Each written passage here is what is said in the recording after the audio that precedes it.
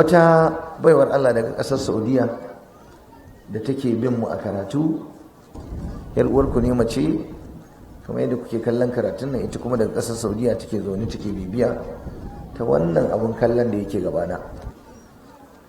Ta ce don Allah malam, tun da na ga ka tara mata kana musu wa'azi, akwai ciwon da yake damun mata yau. Ta ce ba a Najeriya ba har a Saudiya. Ta ce harkar maɗugo, harkar mace ta nemi mace, harkar lesbianism. Ta ce abin ya munana, yanzu mata suna shiga wannan abun da yawa. Da ana ta magana zina. Ta ce yanzu mata rufe ɗaki suke, su suke tukurkusan junansu. Inna lillahi wa inna ilaihi raji'un. Hasbunallahu wa ni'mal wakil, wa la hawla wa la quwwata illa billahi al-aliyyil azim. Allah ka kare mu, ka kare matan mu, ka kare ƴaƴan mu, ka kare mana zuri'ar mu. Madugo, harkar madugo, mace ta nemi mace. Annabi yayi magana akai a cikin hadisi, yace as-sihaqu zinan. As-sihaq al-musahaqa ake ce da shi. Mace ta nemi ƴar uwarta mace, zinar ce. Ba shi da bambanci da karuwa. So wacce take wannan abun tana yin karuwanci ne. Kin ji kunya baiwar Allah, kin yi asara baiwar Allah, ki ba da mutuncinki. Yar uwarki mace ta zo tana miki abin da namiji yake miki.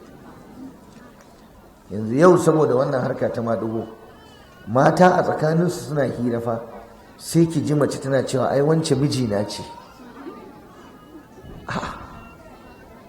Kamar yaya wance mijina ce?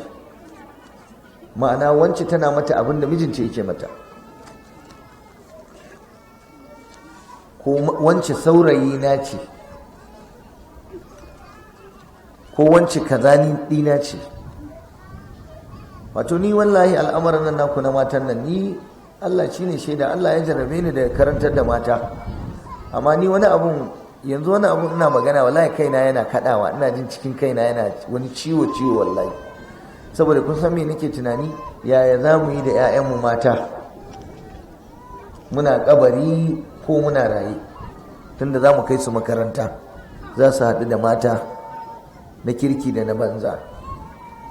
Yaya za mu yi da iyalanmu? Yau mutum ina zai sa kansa bai da garanti akan matarsa. Wataƙila kana da tabbacin kana ganin ba ta zina, ashe akwai wata zina da take na 'yar uwarta mace da za su rufe ɗaki. Kuma yanzu ya za ka gane wannan abun ga macen da take wannan harkar maɗugon? Yaya mutum zai gane mace wannan a ce mai maɗugo ce? Ya zai gane ta? Kun cuci mutane, kun shiga hakkin mutane. So kowa ta sa ido akan yatta, kuma ta san waye kawayen yatta. Kuma ina gaya wa duniya, ina gaya wa matan duniya, duk macen da take harkar maɗugo ɗin nan ba za ta yi albarka ba a rayuwarta, ba za ta yi albarka ba, kuma ta cuci 'ya'yanta, don ƙawayenta za su rinka ganin cewa sun gama da uwarsu. Sannan a wajen mijinta daman ba ta sauraron mijinta.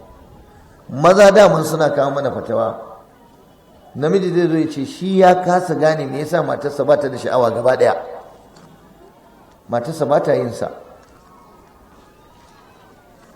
ba ta da lokacinsa. Duk galiban in kin ga mace tana ƙaurace wa mijinta, ba ta yin alaƙar auratayya ta sunna da shi na aure a gida, to yi bincike ta. Ba mamaki tana da wasu mazan mata 'yan uwanta, to za su biya mata buƙatar ta da sha'awarta, ba sai ta saurari mijinta ba. Ai wata ne ake faɗa, tana cewa ga wata aikin banza, ke kika ga dama, yaushe za ki saurari namiji a wannan lokacin? Namiji me za ki saurari shi in ba tsakaninki da shi? Ai sai kuɗin cefa ne. Saboda tana da hanyoyi na tsiya da yawa, ba sai ta je wurin namiji ba. Ta ce yaushe za ka je wurin namiji yana wulakanta ka, yana jan ka a ƙasa, ga harka ga kaza da sauransu. Maɗugo, neman mata, haramun alaikum. Akwai yarinya ƙarama da aka same ta bata gama sakandare ba, uwarta ta mutu, ta batta a hannun kishiyarta, kishiyar uwarta ta mai da ita matarta. ashe kishiyar uwar aikinta neman mata. Yarinya ta bugo waya ta ce a mata arziki a taimake ta, ga uwarta ta mai da ita kamar matarta, kuma uwarta ta ce mata karki bata lokaci ki zo ki aure, ni ma ina zama ne a wajen babanki dan larura, ga hanyar samun kuɗi. Yarinya karama budurwa da bata kai kaza ba tana samun 100 kaza, saboda ana haɗa ta da manyan mata, matan manyan alhazai, matan manyan mutane wanda suke wannan. Sai yanda namiji yake sha'awar yarinya budurwa karama, haka mace babbar mace mai shekaru tsofai da ita za ta sa a rinka tara mata 'yan ƙananan mata, 'yan matasa, 'yan 16, 15, sha kaza, a kai mata tana lalata da su. Yaya za a yi Allah saukan mana da ruwan sama ya albarka? Yaya za a yi ba za mu haifi 'ya'yan banza ba? Me ya faru? Kishiyar uwarta ta lalata ta koya mata wannan harkar, ita kuma uwarta tana kabari. Wannan harka ta maɗugo, wannan harka ta neman mata ta yawaita a wannan zamani. Munin abin ya isa. Duk matar da take maɗugo ba ruwanta da mijinta. Shi yasa na faɗa ina maimaitawa, duk mutumin da ya ga matarsa ba ta sauraron sa ya bincike ta. Ba cewa ne 'yar maɗugo ba ce ita, amma wallahi bincike ta. Dan me yasa lafiyar ta kalau tana zaune ba ta harka da mijinta? Ba mamaki tana da wasu mazajen mata 'yan uwanta.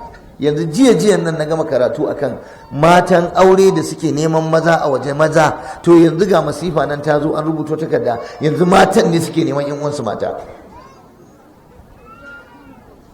Allah ya ba mu ikon tuba, Allah ya sa masu wannan ɗabi'a su daina.